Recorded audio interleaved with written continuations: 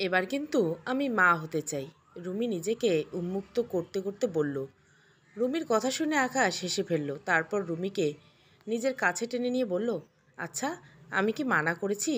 সেই প্রথম থেকে তো আমি বাবা হতে চেয়েছি। তুমি তো মানা করেছো, বলেছ আগে সংসারটা গুছিয়ে নিয়ে তারপর মা হতে চাই।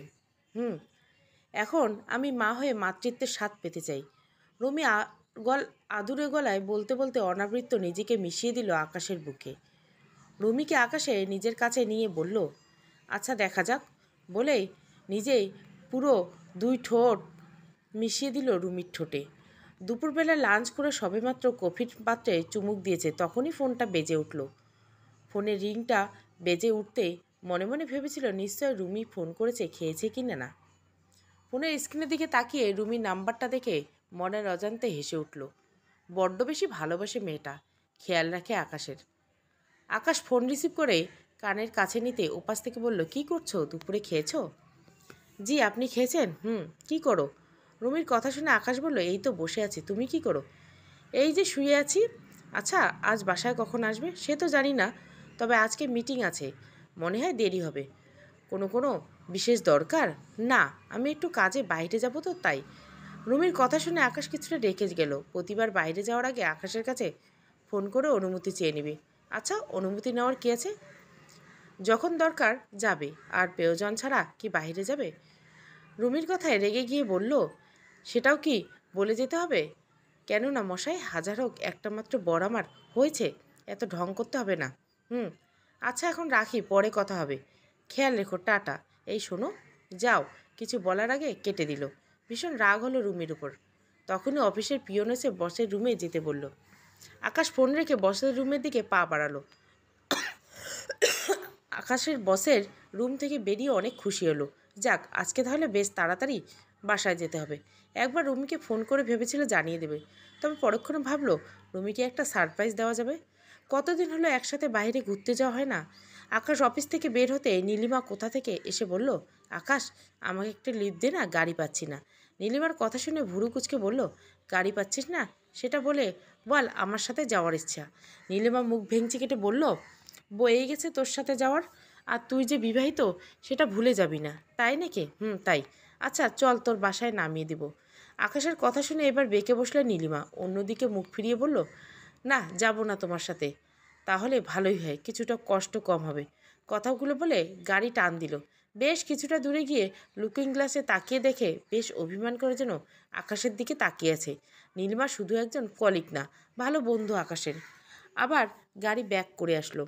আকাশ নীলিমার দিকে তাকিয়ে বলল, যাবি নাকি আমি তোর সাথে এসে দাঁড়াবো? পেতনির মতো গাল ফুলিয়ে আছিস যে। কি আমি পেতনি? তোর বউ পেতনি। কথাগুলো বলে তেড়ে আসলো আকাশের দিকে। আকাশ হাসতে শুরু করলো। নীলিমা এই কথা বলে কেন জানি ভীষণ রেগে যায়। আকাশ হাসি থামিয়ে বলল, আগে গাড়িতে ওঠ, দেরি হয়ে যাচ্ছে। নীলিমা কিছু না বলে চুপচাপ গাড়িতে এসে বসলো। রাস্তায় অনেক গল্প করতে করতে দুজনে নীলিমার বাসার সামনে এসে দাঁড়ালো। আকাশের চা খেয়ে যাওয়ার কথা বললে অন্যদিন বলে চলে যায়। উফ, এত জাম, কখন যে ছাড়বে। নীলিমাকে বাসায় দিয়ে অন্য রাস্তা দিয়ে আসতেই জ্যামে আটকা পড়ে যায়। মনে মনে ভীষণ বিরক্ত হয়ে কথাগুলো বলতে অন্যদিকে তাকাতে মুহূর্তে বুকের ভিতরে কেউ যেন আঘাত করে বসলো। এমন কিছু দেখতে কল্পনা করতে পারেনি। রুমি অন্য একটা ছেলের সাথে বেশ জড়িয়ে আছে। ছেলেটার হাত রুমির নিষিদ্ধ জায়গায় বারবার ঘোরাঘুরি করছে। রুমি বেশ হাসি খুশিভাবে তা যেন মেনে নিচ্ছে। আকাশ প্রথমে ভেবেছিল ভুল কিছু দেখেছে, তবে আকাশ ভুল না, যা দেখেছে সত্যি। রুমির দিকে তাকিয়ে থাকলে রুমি সে দিকে খেয়াল নেই, সে ছেলেটার সাথে মজে আসছে। আকাশ ফোন বের করে রুমির নাম্বারে কল দিয়ে বেশ কিছুক্ষণ পর রিসিভ করে। আকাশ চোখের সামনে ফোন রিসিভ করে আকাশ কিছু বলার আগেই বলে উঠল, একটু বিজি, তোমাকে পরে ফোন করছি। কথা বলে রুমি ফোন রেখে দিয়ে আবার ছেলেটিকে জড়িয়ে ধরে। আকাশের চোখ বেয়ে টপ টপ করে পানি পড়তে থাকে। জ্যামের পড়ে থাকা তাদেরকে লুকিয়ে ফলো করে, তাদের আড়ালে অনেক কিছুই দেখতে পায় যা এতদিন অজানা ছিল। সেদিন আকাশ বাসায় ফিরেনি। রুমি অনেকবার ফোন দিলেও ফোন রিসিভ করেনি। অনেক রাতে বাসায় ফিরে কলিং বেল দেওয়ার পরে রুমি দরজা খুলে আকাশকে বলল, এত দেরি যে, মিটিং ছিল। ও, জানো আজ মার্কেটে কী করেছে? রুমি একাই বকবক করে, যা অসহ্য মনে হচ্ছে আকাশের। যখন কেউ মিথ্যে বলে একের পর এক সত্যিটা আগেই জানা থাকে, তাহলে তার থেকে চরম অভিনয় অন্য কিছুই নেই। ফ্রেশ হয়ে চুপচাপ শুয়ে আছে, অন্য দিনের মতো কথা বলেনি। রুমি খাওয়ার জন্য ডাকলেও না করে দেয়। রুমি কিছু না বলে সব রেডি করে এসে শুয়ে পড়লো, আকাশকে জড়িয়ে ঘুমায়। আজও তার ব্যতিক্রম হয় না। একবার সরিয়ে দিতে চাইলেও আকাশ তা পারেনি। রুমি ঘুমিয়ে পড়লে আকাশ ঘুমায়নি। ড্রিম লাইটের আলোতে রুমিকে দেখে রাগে ঘেন্নায় উঠে চলে যায়। বারান্দায় গিয়ে আকাশের দিকে তাকিয়ে ভাবতে থাকে। আচমকা কণ্ঠ শুনে চমকে ওঠে, ঘুমাবে না? হঠাৎ করে ঘুমকে ভেঙে যায়। বিছানা ফাঁকা দেখে রুমিও উঠে গেল। বিছানায় যখন আকাশকে না পেয়ে মনের মাঝে কিছুটা সংশয় সৃষ্টি হচ্ছে। আজ আকাশ যেন কেমন অন্যরকম, কেমন চুপচাপ হয়ে গেছে। আকাশকে খুঁজে না পেয়ে কি মনে করে বিছানায় ছেড়ে বারান্দায় এসে দেখতে পেল আকাশের কাঁধে হাত রেখে। যখন জানতে চাইল, আকাশ ভীষণ চমকে ওঠে। রুমিকে দেখে অপ্রস্তুত হয়ে যায়। রুমিকে দেখে চমকে উঠে নিজেকে স্বাভাবিক করতে চেষ্টা করলো, কেন জানি পারছে না। ইচ্ছে হচ্ছে কাঁধের উপর থেকে হাতটা সরিয়ে গালের মাঝে ঠাস করে চড় দিয়ে জানতে কেন তার সাথে এত বড় প্রতারণা করলে। তবে তেমন কিছুই করছে না। মানুষটাকে সে ভীষণ ভালোবাসে। নিজেকে সামনে নিয়ে আকাশ বলল, তুমি ঘুমাওনি? হুম, ঘুমিয়েছিলাম। হঠাৎ ঘুমটা ভেঙে গেল, বিছানায় দেখি তুমি নেই। তা এখনও জেগে রয়েছে কেন? রুমি ছলনাময়ী আদরের গলায় তার নামটা শুনে ঘেন্নায় মুখ ফিরিয়ে নিতে ইচ্ছে হলো। অন্যদিকে মুখ ফিরিয়ে বলল, ঘুম আসছে না, তুমি গিয়ে শুয়ে পড়ো। আচ্ছা, তুমি বেশি রাত জেগো না, তাড়াতাড়ি চলে এসো। আকাশের কথা শুনে শুনে রুমির কথাগুলো বলে চলে গেল। রুমি চলে যাওয়ার পথের দিকে ভীষণ অবাক হয়ে তাকিয়ে রইল। এই সেই মানুষটি যে একটু দুশ্চিন্তে দেখলে কত টেনশন থাকতো। যদি কখনো রাত ঘুম না আসতো তাহলে মাথায় হাত বুলিয়ে ঘুম পাড়িয়ে দিত। আকাশের ভীষণ খেয়াল রাখতো। আর এখন এই মধ্যরাতে আকাশ না ঘুমিয়ে সজাগ থাকলে কোনো কিছু যায় না। একটু করোনা করলেই যেন চলে যায়। মানুষ বদলে গেলেও তখন তার প্রিয় মানুষটার দিকে খেয়াল থাকে না। প্রিয় মানুষটা তখন অপ্রিয় হয়ে যায় যখন অন্য কেউ জীবনে চলে আসে। আকাশ মনে মনে কথাগুলো বলতে বলতে আকাশের দিকে তাকিয়ে দীর্ঘশ্বাস ফেলল। কী এমন করেছিল যার জন্য তার সাথে এমন করলো? সকালবেলা না খেয়ে আকাশ অফিসের জন্য বেরিয়ে পড়লো। আজ একটু বড্ড তাড়াতাড়ি বেরিয়ে পড়লো। এমন মানুষের মুখটাও দেখা ঘৃণা করে। আকাশ অন্যদিন বেশ জোর করে খেতে মন না চাইলেও নিজের হাতে টিফিন বক্সে খাবার তৈরি করে দিত। বাইরে কিছু খেলে যদি অসুস্থ হয়ে যায়, তবে আজ একবারও ডাক দিল না। আকাশ ডাক না দিলেও পিছন ফিরে দ্বিতীয়বার তাকায়নি।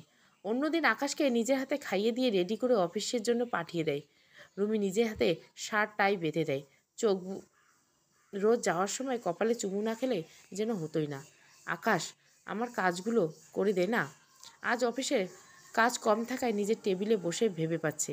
কোনো কুলকিনারা পাচ্ছে না। হঠাৎ করে নীলিমা এসে আকাশের কাঁধে হাত রাখলো। আকাশ কথা আর গায়ে হাত দেওয়া স্পর্শ পেয়ে পিছনে ফিরে দেখে নীলিমা হাসি মুখে দাঁড়িয়ে আছে। নীলিমাকে কিছু বলতে গিয়েও বলতে পারেনি। মলিন মুখে নীলিমার দিকে তাকিয়ে আছে। আকাশের চুপচাপ থাকা দেখে কিছুটা রেগে গিয়ে নীলিমা বলল, কিরে এত চুপ দেবদাস হয়ে হাসিস কেন? এই নে আমার কাজগুলো করে দে। নীলিমার দিকে তাকিয়ে আচমকা কান্না করে ফেললো। আকাশের কান্না থেকে ভীষণ অবাক হয়ে গেল। সবসময় হাসি খুশি থাকা মানুষটা হঠাৎ করে কেন কান্না করলো? আকাশের কান্নায় ভীষণ অপ্রস্তুত হয়ে টেবিলের পাশে ফাইল রেখে আকাশের পাশে বসলো। আকাশের হাতটা ধরে বলল, কি হয়েছে? আজ সকাল থেকে তুই কি যেন ভাবছিস, বল আমাকে। আকাশ চোখের পানিগুলো মুছে বলল, না কিছু না, দে তোর ফাইলগুলোর কাজ করে দিচ্ছি। নীলিমা রাখা ফাইলগুলোর দিকে হাত বাড়াতে চাইলে ভীষণ ক্ষেপে যায় নীলিমা। ছু মেরে ফাইলগুলো নিয়ে দূরে সরে যায়। আকাশের হাত ধরে চোখের দিকে তাকিয়ে বলল, কিছু না মানে? তোর চোখগুলো সাক্ষী দিচ্ছে তুই মিথ্যে বলছিস, সত্যিটা বল। নীলিমার কথা শুনে আকাশ বলে উঠল, আচ্ছা, মানুষ এত সুন্দর করেও মিথ্যে অভিনয় করে কিভাবে? কিসের জন্য করে?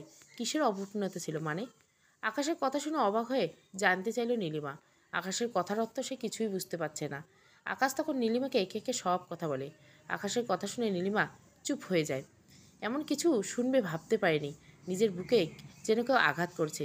নীলিমা তখন আকাশকে বলল, তোর হয়তো কোথাও ভুল হচ্ছে, রুমি এমন মেয়েই হতে পারে না। নীলিমার কথা শুনে অট্ট হাসিতে ফেটে পড়ল। আকাশে হাসি দেখে কিছুটা ভয় পেয়ে গেল। আকাশ হাসি থামিয়ে বলল, ভুল? হ্যাঁ, অনেক ভুল হয়েছে। তবে মানুষ চিনতে ভুল করেছি, জানিস। তোর মতো আমিও প্রথমে এটাই ভেবেছিলাম। তবে আমি যে বিশ্বাস করে ভুল করেছি, আমার ধারণা ভুল ছিল রুমি আমার সাথে প্রতারণা করে যাচ্ছে। আকাশের কথা শুনে খেপে গিয়ে বলল, তুই কি এমন দেখলি যে তোর মনে হচ্ছে রুমি তোর সাথে প্রতারণা করছে? জানি এই কথাটি কেউ বিশ্বাস করবে না। নীলিমা কথাগুলো বলে হাত বাড়িয়ে ফোন নিল। রুমি আড়াল থেকে লুকিয়ে ছবিটা বের করে নীলিমার হাতে দিয়ে বলল, এই নে, এখন বল আমি ভুল? আকাশ ফোন হাতে নিয়ে ছবির দিকে তাকিয়ে চমকে ওঠে নীলিমা। মনের অজান্তে মুখ ফুটে অস্ফুট স্বরে বেরিয়ে এসল রুদ্র। নীলিমার কণ্ঠ শুনে আকাশ বলল, তুই কি চিনিস? কেন চিনবো না? চিনবো না, এই যে মানুষটা, তাকে আমি বেশ ভালো করে চিনি। বেশ ভালো অভিনয় করতে পারে মানুষকে নিয়ে। ওর জন্য আমাদের জীবনটা এলোমেলো হয়ে গেছে। নীলিমার কথা বলতেই চোখের পানি মুছতে মুছতে রুম থেকে বেরিয়ে গেল। আমাকে কিছু বলার সুযোগ দিল না। নীলিমার কথা আর চলে যাওয়া দেখে যতটা অবাক হলাম, তার থেকে বেশি অবাক হলাম নীলিমার চোখের পানি দেখতে পেলাম। নীলিমার সাথে বন্ধুত্বটা যদি বলা যায় বেশ দীর্ঘদিনের, না তবুও কম হবে না। সেই 2 বছর হবে হবে আমাদের বন্ধুত্বটা। শেষ কবে হাসি মুখে কান্না বা চোখের জল দেখেছিলাম মনে নেই। এই মানুষটা যে শেষবার আমার হাতে চোখের পানি মুছে দিয়ে পাশে থেকে সাপোর্ট করেছি। ঠিক এই মুহূর্তে সব ভাবনা মাথা থেকে সরে গিয়ে একটা কথায় ঘুরপাক খাচ্ছে। এই ছবি দেখে নীলিমা কান্না করলো। রুমির কথা যেন মুহূর্তের মাঝে ভুলে গেলাম।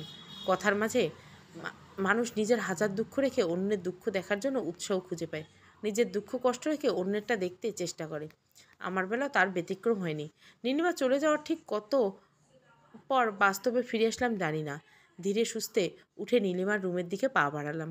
নীলিমার রুমের সামনে গিয়ে চমকে উঠে তখন বাইরে লক।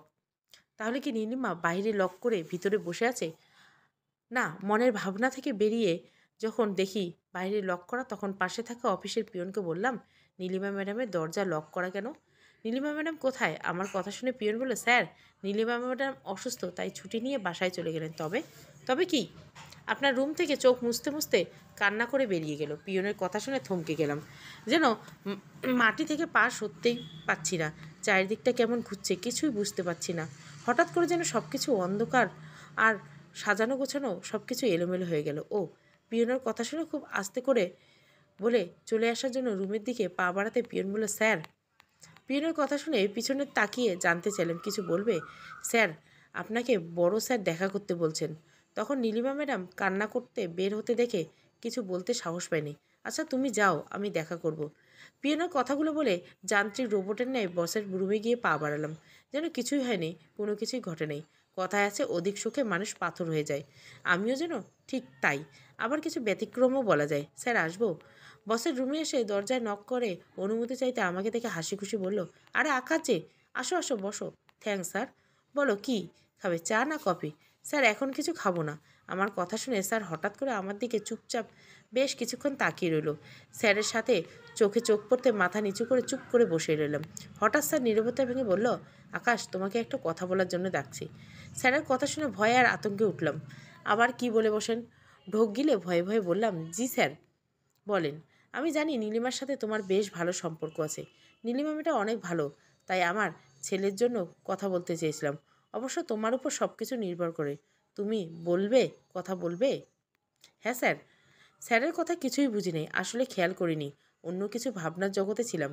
স্যারের কথা না বুঝে বলতে স্যার হাসি মুখে বলে উঠল, তাহলে প্রস্তাব তোমাকে দিয়ে পাঠাই, কি বলো? জি হ্যাঁ। স্যারের কথায় কিছু না বুঝে সম্মতি নিয়ে চলে আসলাম। কিসের সম্মতি, কিসের কথা কিছুই শোনা হলো না। এত কাছে থেকেও আমি নিজেও জানি না কী হচ্ছে। সব কিছু এলোমেলো হয়ে যাচ্ছে। সারাটা দিন কিভাবে কাটলো নিজেও জানি না। সব কিছু কেমন ছন্নছাড়া অগোছালো। অফিসে ছুটির পর অনিচ্ছা সত্ত্বেও বাসার পথে পা বাড়ালাম। ইচ্ছে হয়নি বাসায় ফিরে আসার জন্য, তবুও কিসের মায়া যেন পাগুলো টানতে থাকে। বাসায় ফিরে কলিং বেল দিতে রুমি দরজা খুলে আহ্লাদি গলায় জড়িয়ে ধরে বলল, তুমি ফিরে এসেছো? আমি তোমার কথাই ভাবছিলাম। রুমিকে দেখে রাগে ঘৃণায় গা জ্বলে যাচ্ছে। আজকে অনেক সুন্দর করে সেজে গুজে আছে। সেই নীল শাড়ি যা প্রথম ভালোবেসে কিনে এনেছিলাম, সাথে নীল চুড়ি আর কপালে নীল টিপ। যদিও এগুলো আমার জন্য নয়, সেটা বেশ ভালো, বুঝতে অসুবিধা হয়নি। আলতোভাবে নিজেকে সরিয়ে পাশ ফিরে ভিতরে যেতে যেতে বললাম, কেন? রুমি পিছনে এসে আস্তে আস্তে বলল, আমার জন্মদিনটা এখন তোমার সাথে সবসময় পালন করি, এইবার বান্ধবীদের সাথে পালন করার ইচ্ছে ছিল। রুমির কথা শুনে ইচ্ছে হলো ঠাস করে একটা চট দিয়ে জানতে চাই, আর কত অভিনয় করবি? আর কত বান্ধবীদের নাম করে পরপুরুষের সাথে ঘুরে বেড়াবে? লজ্জা করে না? তোর বান্ধবী কি ছেলে? তবে ইচ্ছে থাকা সত্ত্বেও আমি সেটা পারিনি। প্রিয় মানুষটির গায়ে কিভাবে হাত তুলি? তার নারীর গায়ে হাত তোলা কাপুরুষের কাজ। তখন আবার নারী আন্দোলন শুরু হয়ে যাবে। বুকের ভিতর কষ্ট রেখে হাসি মুখে বললাম, ও আচ্ছা যাও, থ্যাংক ইউ জান, আমি জানতাম তুমি মানা। রুমি কিছু বলার আগে ফোন বেজে উঠল। রুমিকে পাত্তা না দিয়ে ফোন বের করে দেখি নীলিমার আম্মু ফোন করেছে। হঠাৎ করে আন্টির নাম্বার দেখে বেশ চমকে উঠে সেই সাথে কিছু ভয়ও পেয়ে গেলাম। নীলিমা আবার কিছু হলো না তো? মনের ভিতরে কিসের যেন ভয় কাজ করতেছে। ভয়ে ভয়ে ফোন রিসিভ করেও বলতে ওপাশ থেকে বলে উঠলো, হ্যালো বাবা আকাশ। জি আন্টি। তুমি কি অফিসে? না কেন, কি হয়েছে? নীলিমা কোথায়? দেখো তো বাবা, এখনও আসছে না। অসুস্থ শরীর নিয়ে অফিসে গেল, কত মানা করলাম। আর এদিকে মেয়েটাও পাগলামি শুরু করছে। আন্টির কথা শুনে মাথায় আকাশ ভেঙে পড়ল। এখনও বাসায় যায়নি? সে সকালবেলা বাসায় গেল। তবে মেয়ে মানে? এই কথা তো কোনোদিন শুনিনি। আন্টিকে বললাম, আন্টি নীলিমা তো সকালবেলা ছুটি নিয়ে বাসায় চলে গেল। আমার কথা শুনে বেশ ভয়ে আর কান্না কণ্ঠে আন্টি বলে উঠল, বাবা তুমি একটু খোঁজ নাও না। এত রাতে কোথায় খুঁজবো? আমি জানি না কোথায় আছে। আন্টি আমি দেখছি। কথাগুলো বলেই তড়িঘড়ি করে আবার সেই শার্ট পরে বাসা থেকে বের হওয়ার জন্য পা বাড়ালাম। তখনই রুমি বাধা দিয়ে বলল, কে ফোন করেছে? আর এত রাতে তুমি কোথায় যাচ্ছ? রুমির কথা শুনে প্রচণ্ড রাগ উঠে গেল। বেশ রেগে গিয়ে বললাম, সেই কৈফিয়ত কি তোমার কাছে দিতে হবে? রুমিকে কথা বলে বাসা থেকে বেরিয়ে গেলাম। রুমি বেশ অবাক হয়ে তাকিয়ে রইল। হয়তো কোনো দিন এভাবে এমনভাবে কথা বলবো। বাসা থেকে বের হয়ে নীলিমাকে অনেক খোঁজ যে পেলাম না। বারবার ফোন করলাম, সুইচ অফ। পাগল হয়ে যাওয়ার দশা। কি করব ঠিক বুঝতে পারছি না। এইদিকে আমার ফোনের চার্জও শেষ। বাধ্য হয়ে নীলিমাদের বাড়ির দিকে পা বাড়ালাম। নীলিমা দরজার কলিং বেল দিতে দরজা খুলে এক পিচ্চি মেয়ে বলে উঠল, মামুনি তুমি এসেছো? মেয়েটির কথা আর মেয়েটিকে দেখে চমকে উঠি। মামুনি মানে? তার মানে নীলিমা বিবাহিত? আর একটা ফুটফুটে মেয়ে আছে?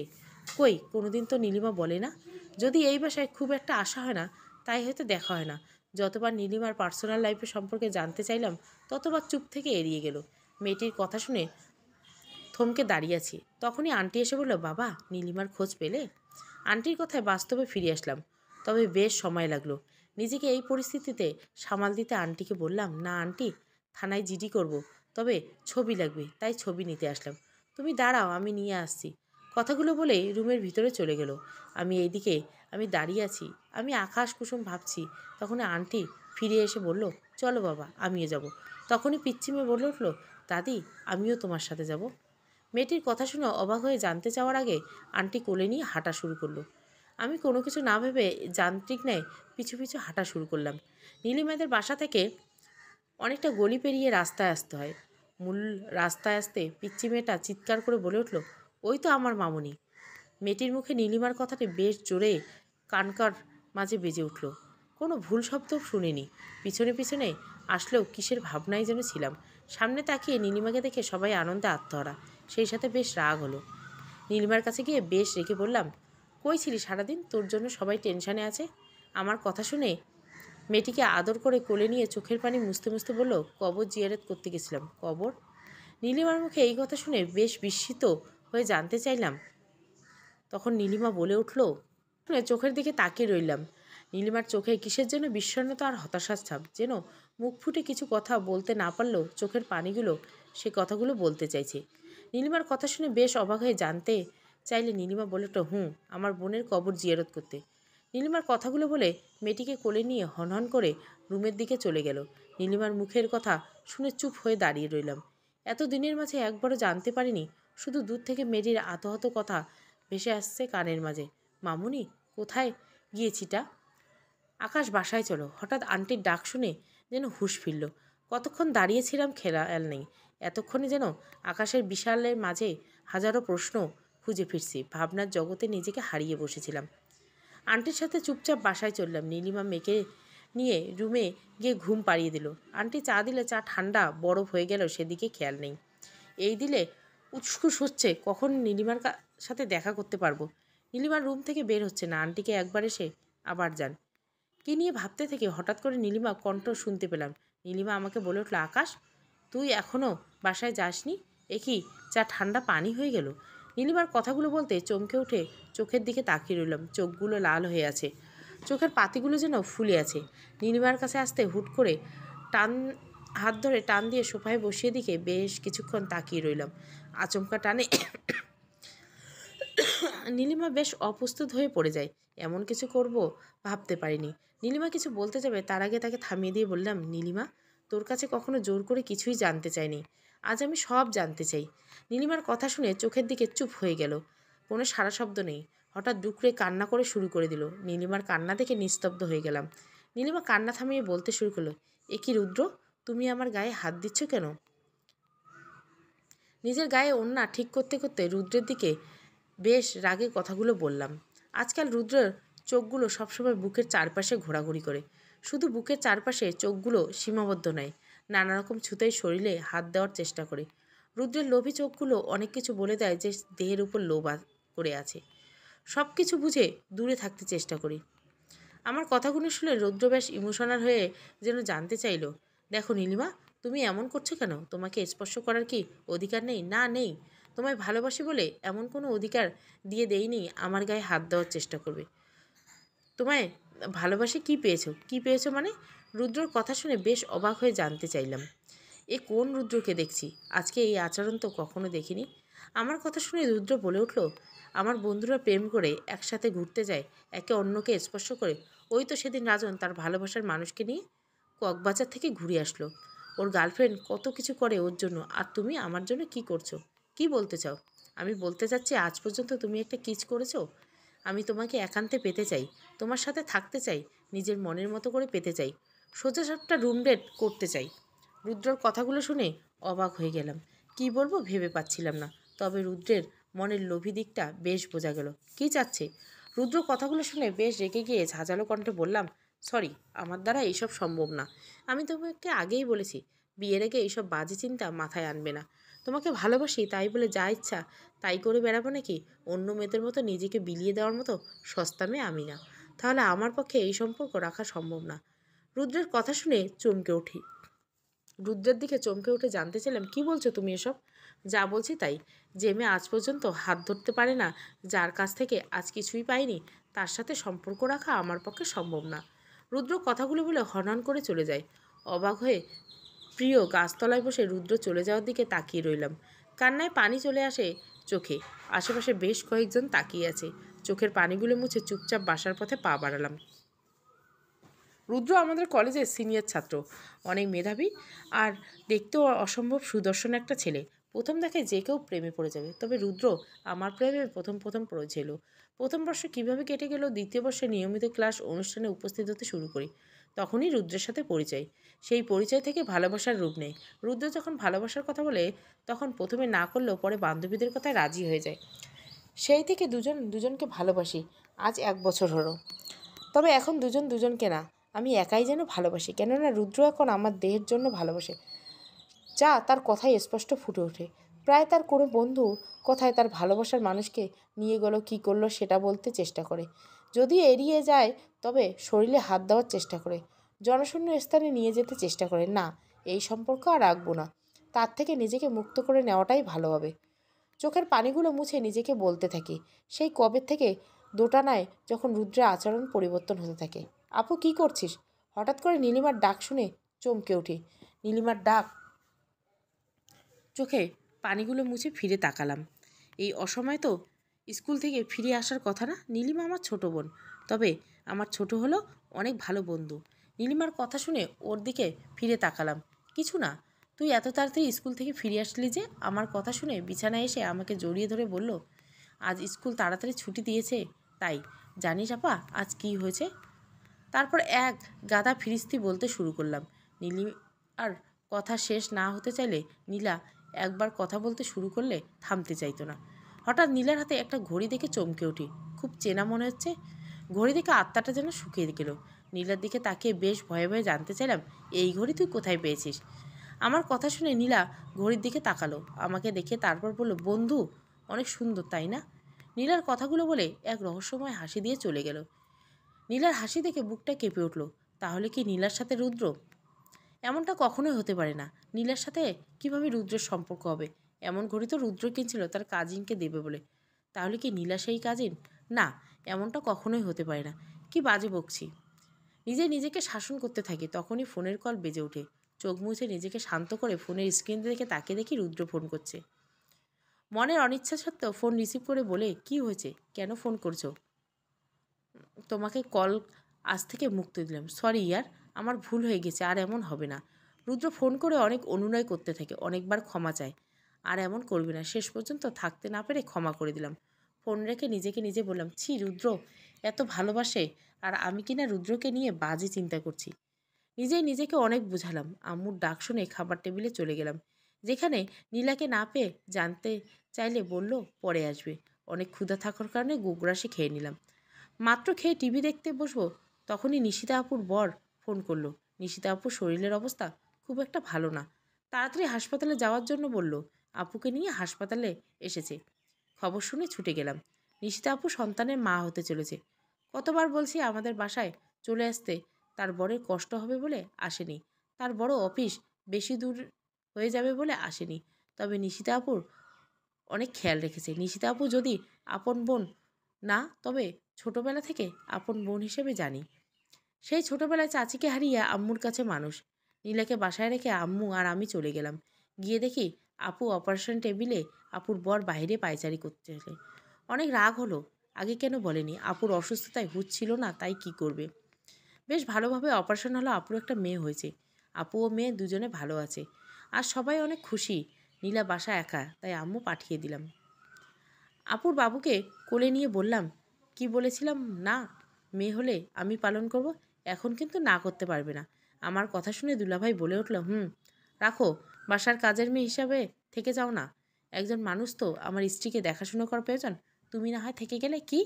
কথাগুলো বলে দুলাভাই আপু হাসতে শুরু করলো। তাদের হাসি দেখে রাগ হচ্ছে। তখন আপু হাসি থামিয়ে বলল, রাখিস, তোর মেয়ে হিসাবেই বড় করিস। আমার মেয়ে না তো কি তোর মেয়ে? ওরে আমার বাবুটার খিদা লেগেছে বুঝি, বাহ এত দরদ। আমার কথা শুনে আপু হাসতে হাসতে বলল, দুলাভাই তো মহা খুশি মেয়ে হয়েছে, অনেক দিনের চাওয়া মেয়ে হবে। আপুকে কোলে নিয়ে বারান্দায় চলে গেলাম। ফোন করে রুদ্রকে খুশির সংবাদটা দিলাম। রুদ্রকে বেশ কয়েকবার ফোন করতে ওপাশ থেকে রিসিভ করে বলল, হ্যাঁ বলো। জানো আপুর মেয়ে হয়েছে? তাই নাকি? তো খুশির সংবাদ। তো আমি কবে পাবো? মানে? রুদ্রর কথা কিছু না বুঝে জানতে চাইলাম। তখন রুদ্র বলে উঠল, তুমি বুঝছো না? বলছে আমার মনের মতো করে তোমাকে কবে পাবো। এইসব কি বলছো? বলছি তোমাকে একটু একান্ত আদর করতে চাই। তোমার ওই ঠোঁটগুলো, ফোন রাখো, একদম বাজে কথা বলবে না।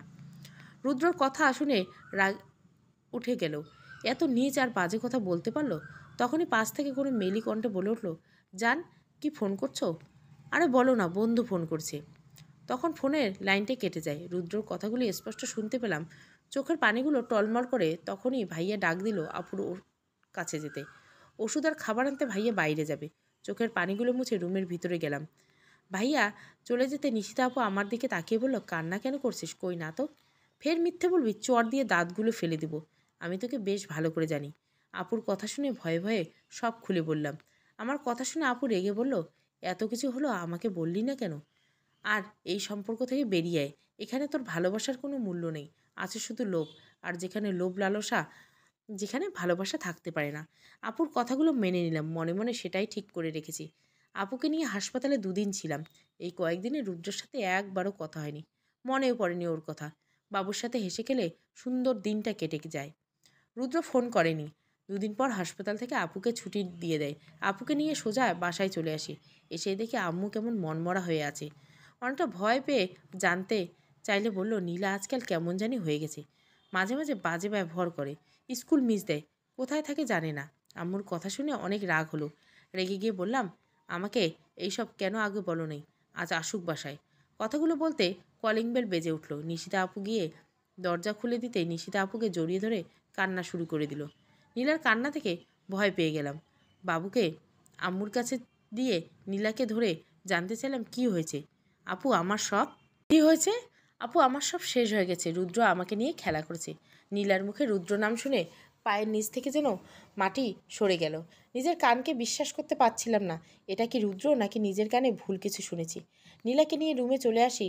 সেখানে বসিয়ে সব খোলে বলতে বলি। নীলা বলতে শুরু করে, রুদ্র তাদের স্কুল যাওয়া আসার পথে প্রায় বিরক্ত করতে থাকে। একসময় কথা বলতে চেষ্টা করে। নীলা দুর্বল হয়ে যায়, আস্তে আস্তে প্রেমে পড়ে যায়। সেই থেকে প্রায় স্কুলের নাম করে ঘুরতে যায়। সেদিন রুদ্রের জন্মদিনে পার্টির আয়োজন করে। নীলা না করতে পারেনি। রুদ্র এতটা কাছে, যা আবেগের বশে আর ফিরে আসতে পারেনি। সেই থেকে নীলাকে ইচ্ছের বিরুদ্ধে ভোগ করতে থাকে, ব্ল্যাকমেল করে। নীলার কথা শুনে পায়ের মাটি সরে গেল। নীলার কথা বুঝতে অসুবিধা হয়নি কোন রুদ্রের কথা বলছে। নীলিমার আকাশ ভেঙে পড়ে। রুদ্র এতটা নীচ, তার বোনের সাথে, ছিছি, ভাবতে পারছে না। হঠাৎ করে নীলার গালে চড় দিয়ে বলে, তুই আমাকে কেন এইসব আগে বলিস নি? নীলা নিঃশব্দে কান্না করতে থাকে। নীলার রাগের মাথায় নীলিমা বলে ওঠে, বেশ কয়েকবার রুদ্রকে ফোন করার চেষ্টা করে পাওয়ার জন্য, কেন এমন করছে জানতে চাওয়ার জন্য, তবে প্রতিবারই ফোনের সুইচ অফ। হঠাৎ করে ঈশিতা আপু চিৎকার করে বলতে থাকে, নীলা দরজা খোল। ডাক শুনে হৃদয়টা কেঁপে ওঠে। সেদিন আর নীলাকে বাঁচাতে পারেনি। সিলিং ফ্যানের সাথে নিজেকে ঝুলিয়ে দেয়। নীলার ফোনে ছিল রুদ্রের শেষ মেসেজ, কি কাল সকালে আসবে নাকি ভিডিওটা ছেড়ে দিব, যেন তোমার ওই সুন্দর শরীরটা সবার চোখে দেখতে পাই। কথাগুলো বলেই নীলিমা কান্না করতে শুরু করলো। নীলিমার কান্না দেখে চুপ হয়ে গেলাম। কি বলবো ভেবে পাচ্ছি না। কোলে কোনো রকমে নিজেকে সামনে নিয়ে বললাম, পুলিশ কিছু বলেনি? হ্যাঁ গিয়েছিলাম। রুদ্র একটা প্লে বয়, মেয়েদের শরীর নিয়ে খেলা করে, বড়লোক বাবার একমাত্র ছেলে হয়, কিছুই হয়নি, মুক্তি পেয়ে যা। তবে অনেক চেষ্টা করেছি, বদলা নিতে পারিনি। নীলিমার দিকে অবাক হয়ে জানতে চাইলাম, তাহলে এই মেয়ে নিশিতা আপুর? এক দুর্ঘটনায় আপু আর ভাইয়া চিরকালের জন্য চলে গেলে রেখে যায় খুশিকে, সেই থেকে আমার মেয়ে। নীলিমার কথাগুলো চুপচাপ শুনে গেলাম। এই মানুষটির সাথে এত বছর থাকলেও একবারও জানতে পারিনি বুকের ভিতর কি আগলে রেখেছে। কখনো জানতে দেয়নি। চুপচাপ রুম থেকে বের হয়ে আসি। বাসায় ফিরে আসলে রুমি জানতে চাইল, কোথায় ছিলাম এত রাত অবধি। কোনো কথা বলতে ইচ্ছে করছে না, তাই কিছু না বলে গিয়ে চুপ করে শুয়ে পড়ি। বেশ কয়েকদিন চলে যায়। রুমি প্রায় যেন লুকিয়ে লুকিয়ে কথা বলতে থাকে, তবে বুঝতে অসুবিধা হয়নি কার সাথে কথা বলছে। কয়েকবার জানতে চাইলে এড়িয়ে যায়।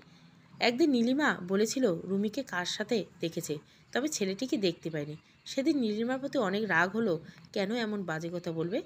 আমার বউ এমন হতে পারে না।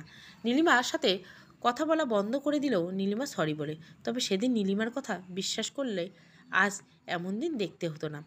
সময় খুব দ্রুত চলে যায়। আমার সেই কাঙ্ক্ষিত দিনটিও চলে আসে। রুমি তার বান্ধবীর বাসা বলে রুম থেকে বেরিয়ে গেলে সাথে সাথে আমিও বেরিয়ে যাই। রুদ্রর সাথে রুমে চলে গেল। আমার কাজ শেষ করে চলে আসি। রুদ্র শেষবারের মতো পৃথিবীটা দেখে নে, এনজয় করে নে। আর হয়তো দেখা হবে না রুদ্র। অনেক খোঁজ নিয়ে জানতে পারি রুদ্র নেশা করে, অনেক স্পিডে ড্রাইভ করে। আজকে তার বাইরে হবে না। তবে রুমি, সে জানি না কি হবে, আর জানতেও চাই না। রুমির কথা শুনে বুঝতে পারি রুমি ফিরে আসার সময় বান্ধবীর বাসায় যাবে, পরে রিক্সা করে আসবে, যেন কিছুই না টের পাই। আর রুদ্র প্রতিবার রুম ডেট করার পর নেশা করে স্পিডে ড্রাইভ করে। আজ অনেক দিনের ইচ্ছেটা পূরণ হবে। খুব বেশি অপেক্ষা করতে হয়নি। টিভির সংবাদে শিরোনামটা হয়ে গেল, যা নীলিমাকে ফোন করে অনেক খুশি হয়ে জানায়। নীলিমার হাসি খুশি কণ্ঠ শুনে বাই বলে ফোনের সুইচ অফ রাখি। বেশ রাত করে রুমি বাসায় ফিরে আসে। এক্সট্রা চাবি দিয়ে দরজা খুলে ভিতরে আসতে লাইট অন করে দিলাম। আমাকে দেখে ভূত দেখার মতো চমকে উঠে বলল, এ কি, তুমি এখনও ঘুমাওনি? বেশ হাসি খুশি বললাম, আজকে তোমার জন্মদিন, আর আমি কিভাবে ঘুমাইতে যাব? তোমার জন্মদিন পালন করবো বলে অপেক্ষায় আছি। সরি আকাশ, আজ অনেক ক্লান্ত শরীর, কাল পালন করব, আমি এখন ঘুমাবো। রুমির কথা শুনে রহস্যময় হাসি দিয়ে বলে উঠলাম, হ্যাঁ হ্যাঁ কাল। সেদিন হয়তো পাবো না, বেশি সময় লাগবে না, আসো তো। কথাগুলো বলে রুমিকে নিয়ে আসলাম। রুমি ভয় পেয়ে চুপ হয়ে গেল। রুমি কিছু বুঝতে পারছে না। ছোট্ট একটা মোমবাতি জ্বালিয়ে তা নিভানোর জন্য বললাম। রুমি ভয়ে ভয়ে সেটা নিভাতে প্যাকেট থেকে ডিভোর্স পেপারটা বের করে বললাম, happy birthday to you, happy birthday for you. আমার কথা শুনে চমকে উঠে সরে কিছুটা দূরে যায়। রুমি ভয়ে ভয়ে আমার দিকে তাকিয়ে বলল, আকাশ এসব কি বলছো? চুপচাপ। আর একবারও তোর ওই নষ্ট মুখে আমার নাম নিবি না। কীভাবে এসিস? আমি কিছুই জানি না? আমি জানতে পারবো না? আমি বোকা? যেমন ইচ্ছে ব্যবহার করতে পারবি? বান্ধবীর নাম করে পরপুরুষের সাথে বিছানা যাবে? ও পরপুরুষ কই? এ তো তোর প্রেমিকা, যা আমার কাছে লুকিয়েছিস। কিসের অভাব ছিল, কিসের অতৃপ্তি ছিল? রুমি ভয়ে ভয়ে বলল, আকাশ চুপ, আর একবারও আমার ওই নাম নিবি না। তোর ওই নষ্ট মুখে লজ্জা করে না আমার ভালোবাসা নিয়ে খেলা করতে? একটু মনে হলো না দিনের পর দিন ঠকিয়ে যাচ্ছিস, মার্কেটের নাম করে হোটেলে যাচ্ছিস রুদ্রর সাথে, ফোন করতে বলিস বাসায়, এতদিন পর সত্যিটা বের হয়ে আসলো চোখের সামনে। এখন কিসের মিথ্যা অজুহাত দাঁড় করিয়ে দিবি? আবার এটা বলিস না এসব মিথ্যে। আমার কথা শুনে চুপ হয়ে যায় রুমি। অপরাধীর মতো চুপচাপ মাথা নিচু করে দাঁড়িয়ে থাকে। কি বলবে, কী বা বলার আছে? বেশ কিছুক্ষণ চুপ থেকে আবারও বলতে শুরু করে, আচ্ছা রুমি, তোমাকে বিশ্বাস করে কি ভুল করেছিলাম, নাকি তোমাকে ভুল ভেবে ভুল করেছিলাম? কেন আমার সাথে দিনের পর দিন এমনভাবে প্রতারণা করলে? কি অপরাধ করেছিলাম যার জন্য এমন শাস্তি দিলে? রুমি, তোমাকে একজন স্ত্রী হিসাবে নয়, শুধু বন্ধু ভেবে ভুল করেছিলাম, নাকি তোমার উপর স্বামীর শাসন, পুরুষতান্ত্রিক সমাজে বা নির্যাতন বলে অভিহিত করা তাকে ভুল করেছি? রুমি, তোমাকে যখন প্রথম দেখেছিলাম সেদিন বলেছিলাম, দেখেন, আমার উপর বেশি স্বামীর অধিকার ফলাতে চাইবেন না। আমি যাকে বিয়ে করব তার সাথে বন্ধু হয়ে থাকতে চাই, যেন সবসময় একজন ভালো বন্ধু ভাবতে পারি। যার সাথে বাকিটা জীবন কাটাবো তাকে যেন সবসময় সুখ দুঃখের সাথী হিসাবে পাই। শুধু স্বামী কিংবা স্ত্রী হিসাবে বিছানায় অধিকার বা স্বামী স্ত্রীর দায়িত্বটুকু পালন করতে চাই না। আমি একজন ভালো বন্ধু চাই। তোমার কথা শুনে সেদিন সত্যি অবাক হয়ে গেছিলাম। কথাগুলো মনের মধ্যে গেঁথে গেছিল। সত্যি তো, যাকে চিনি না জানি বিয়ে করব, যার সাথে বাকিটা সময় থাকবো একই আকাশের নিচে, একই ছাদের নিচে, যে হবে আমার নিত্যদিনের সঙ্গী, পাশে সাপোর্ট দিবে, শাসন দিবে, ভালোবাসা দিবে, আগলে রাখবে, তাকে কেন শুধু স্বামীর অধিকার দিয়ে হাত পা বেঁধে চাইব? চাইলে তো বন্ধু হয়ে সবসময় পাশে থাকতে পারি, সব কিছু শেয়ার করতে পারি। সেদিনে নিজেকে ধন্য মনে করছিলাম তোমার মতো মানুষকে পাশে পেয়ে। একজন স্ত্রী হিসেবে নয়, একজন নারী হিসাবেও অনেক সম্মান করে। তবে সময়ের সাথে তুমি পাল্টে যেতে থাকলে, খুনসুটি ভালোবাসাগুলো হারিয়ে যেতে থাকলো। খুব বেশি একটা সময় হতো না, হয়তো ভেবেছিলাম এক সময় আবার আগের মতো সব ঠিক হয়ে যাবে। তবে ভাবতে পারিনি তুমি দিনের পর দিন মিথ্যে বলে যাচ্ছ। কোথায় গেলে ঠিক ফোন করে যেতে যেতে সন্দেহ না করি। আর সন্দেহ করবো কিভাবে? তোমার উপর যে অগাধ বিশ্বাস ছিল, ভাবতে পারিনি এই বিশ্বাসটুকু তুমি নষ্ট করে ধূলিসাৎ করে দিবে। বান্ধবীর নাম করে অন্য ছেলের সাথে থাকবে। একটু ঘৃণা করলো না? কত নিখুঁত অভিনয় করে গেলে দিনের পর দিন। আমি কত বোকা যে তোমাকে বন্ধুর মতো অগাধ স্বাধীনতা দিয়েছি, স্বামীর শাসন নামক অজুহাত দিয়ে শিকলে না বেঁধে। তোমাকে কিসের অভাব রেখেছিলাম, কিসের অতৃপ্ত পিপাসায় রেখেছিলাম? যখন যা চেয়েছে তাই দিয়েছি, তারপরে কেন তুমি আমার সাথে এমন করলে? রুমিকে কথাগুলো, চোখের পানিগুলো মুছতে থাকে। রুমি সেই মাথা নিচু করে আছে। রুমিকে দেখতে ঘৃণা হচ্ছে। রুমিকে বললাম, তোমার যখন আমার কাছে থেকে অতৃপ্ত পিপাসা আছে, তাই তোমাকে মুক্তি করে দিলাম। আজ থেকে তুমি মুক্ত স্বাধীন। এই নাও তোমার ডিভোর্স পেপার।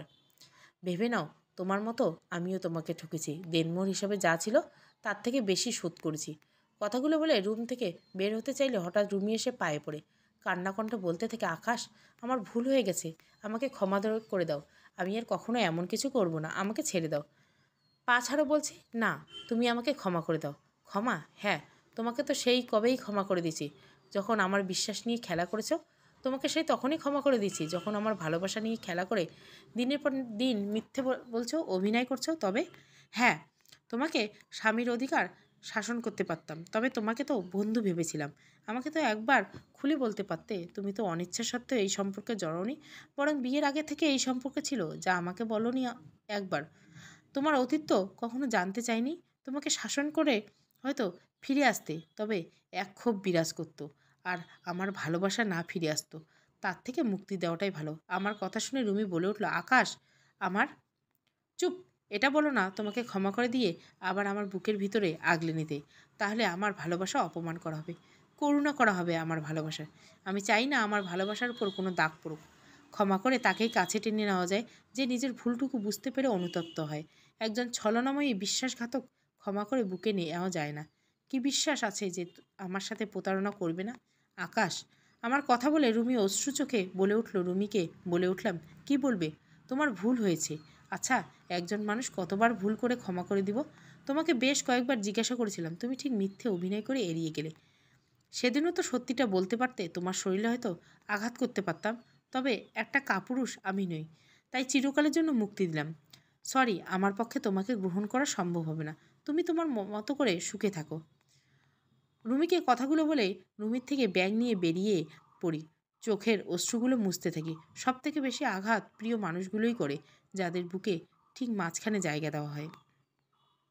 রুমি বেশ কয়েকবার চিৎকার করে ডাকতে থাকে, তবে কাউকে করুণা করে ভালোবাসতে চাই না। দূরে থাকাটাই ভালো। হয়তো সারা জীবন একসাথে থাকতে পারবো, তবে রুমিকে আর কখনো বিশ্বাস করতে পারবো না, কখনো ভালোবাসতে পারবো না। যেটা অনেক আগে হারিয়ে গেছে। হয়তো ভালোবাসা হারিয়ে গেলে ফিরে পাওয়া যায় না, তবে বিশ্বাস একবার নষ্ট হয়ে গেলে তা আর ফিরে পাওয়া যায় না। কেউ ইচ্ছে করে দূরে সরে গেলে কখনো ফিরে পাওয়া যায় না। একটা অতৃপ্ত পিপাসা নিয়ে বের হয়ে আসলাম। একটা ছোট্ট স্বপ্ন ছিল, একটা ছোট্ট সংসার। সেই সংসার আলোকিত করে ছোট্ট মেয়ে আসবে, যাকে ঘিরে দুজনের খুনসুটি ভালোবাসাগুলো গড়ে উঠবে। অনেক সবগুলো স্বপ্ন, যেখানে দুজনে মিলে ঝগড়া হবে, আবার বাবুর মুখের দিকে তাকিয়ে সব ভুলে যাব। তবে কিছু স্বপ্ন যে কখনোই পূরণ হয় না, পূর্ণতা পায় না, ধরাছোঁয়ার বাইরে থেকে যায়, অতৃপ্ত পিপাসা থেকে যায়। নীলিমার বিয়েও ঠিক হয়েছে, নিজের হাতে সব কিছু আয়োজন করছি। হ্যাঁ, আজ সন্ধ্যায়। তবে ইচ্ছে করে যায়নি, অনেক দূরে হারিয়ে যাব। যেখানে নিজের মতো করেই বাঁচব। স্যারের ছেলেটার সাথে বিয়ে ঠিক হলো। মেয়েটার চোখে স্পষ্ট যে আমার জন্য ভালোবাসা ফুটে উঠেছে, যা মেয়েটির অশ্রু মাখা চোখে এগুলো সাক্ষী। তাই অনেকটা দূরে সরে যাচ্ছি, যেখানে কাউকে চিনব না, জানবো না। এক বুক অতৃপ্ত পিপাসা নিয়ে। তোর কাছে যা যা আছে সব বের কর। হঠাৎ করে বেশ কয়েকজন ছুরি হাতে দাঁড়িয়ে পড়ল। অচেনা পাড়ি দেওয়ার জন্য যখন মাঝরাতে রেল স্টেশনে চলে আসি, তখন চারিদিক জনশূন্য। কেউ নেই, কাউকে দেখতে পাইনি। চারিদিকে তাকিয়ে এক কোণায় বসে কথাগুলো ভাবতে থাকি। তখনই এসে বলল, তাদের কথা শুনে ভাবনাগুলো হারিয়ে গেল। কথা না বাড়িয়ে একে একে সব দিয়ে বললাম, কি হবে এইসব রেখে? আমার মায়ের শেষ স্মৃতি হিসেবে রেখে যাওয়া গলার চেনটা উঠে আসে, তবে দিলেও সেটা নিতে অস্বীকার করে বসি। তখনই একজন বলে ওঠে, দিবি না মানে? এই ধর, এটা দিবি না? অনেক জোর করে নিতে পারছে না। হঠাৎ করে কেউ একজন বুকের পাশে ছুরি বসিয়ে দেয়। তখনই চিৎকার করে উঠি। হাত থেকে চেনটা নিয়ে পালিয়ে যায়। বুকের ভেতর থেকে রক্ত বের হয়ে যাচ্ছে। তীব্র ব্যথায় যেন বুক ছিঁড়ে বাইরে বের হয়ে যাচ্ছে। সব কিছু অন্ধকার দেখতে শুরু করলো। চারিদিক থেকে যেন অন্ধকার ধেয়ে আসছে। তার মানেই যেন কিসের অতৃপ্ত পিপাসা পেয়ে বসে। হাতছানি দিয়ে যেন কেউ ডাকতে থাকে। দূর আকাশ থেকে যেন আম্মুর হাতছানি দিয়ে ডাকছে, আয় খোকা, চলে আয়। আজ যেন অনেক দিনের অতৃপ্ত পিপাসা পূরণ হতে যাচ্ছে। সব অতৃপ্ত পিপাসা পূর্ণতা না পেলে মার ডাকার অতৃপ্ত পিপাসা পূর্ণতা পাবে। মায়ের কাছে গিয়ে ফিরে যাব সেই ছোট্ট খোকা হয়ে, যেখানে সব ইচ্ছে অপূর্ণতা থাকলেও, সব কিছু অতৃপ্ত পিপাসা থাকলেও আজ মা ডাক অতৃপ্ত পিপাসা মেটাবে। আসছি বলে হাতছানি দিয়ে সাড়া দিয়ে জানান দিলাম। অনেক ঘুম পাচ্ছে। সব কিছু কেমন বিদঘুটে অন্ধকার। কেমন যেন ঘুমের বড্ড বেশি পাচ্ছে। পানি খেতে বড্ড ইচ্ছে করছে। বড্ড বেশি পানি পিপাসা পেয়েছে। সব পানি খেয়ে ফেললেও অতৃপ্ত পিপাসা থেকে যাবে। অতৃপ্ত পিপাসা সমাপ্ত। পিপাসা। গল্পটা ভালো লাগলে অবশ্যই লাইক, শেয়ার এবং সাবস্ক্রাইব করবেন। Thank you for watching.